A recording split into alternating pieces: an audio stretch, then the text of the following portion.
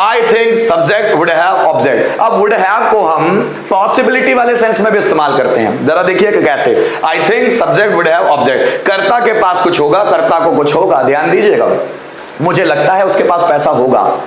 लगता है मतलब पॉसिबिलिटी, मुझे लगता है उसके पास पैसा होगा।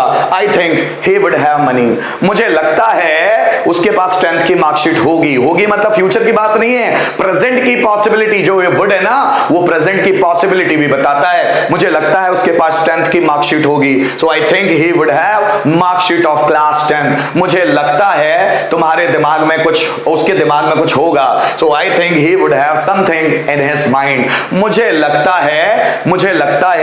कि उसके पास मेमोरी कार्ड है, होगा।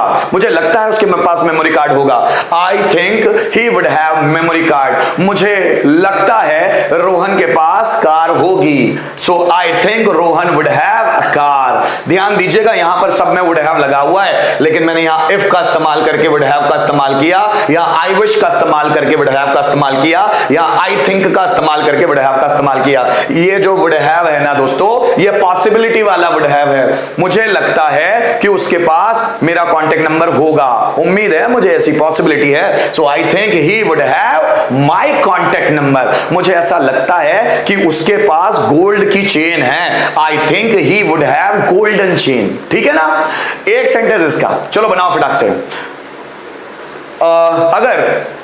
अगर मेरे पास पैसे होते, कैसे बनाओगे, जल्दी बनाओ। अगर मेरे पास पैसे होते, जल्दी बनाओ, टाइम कम है हमारे पास। अगर मेरे पास पैसे होते, जल्दी से बनाओ। अगर मेरे पास पैसे होते, क्या बनेगा?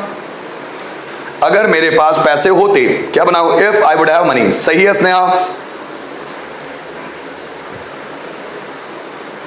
बना लिया। अगर मेरे पास पैसे होते, if I would have money, if I would have money. बहुत बढ़िया, सही है सपना, अर्चना सही है।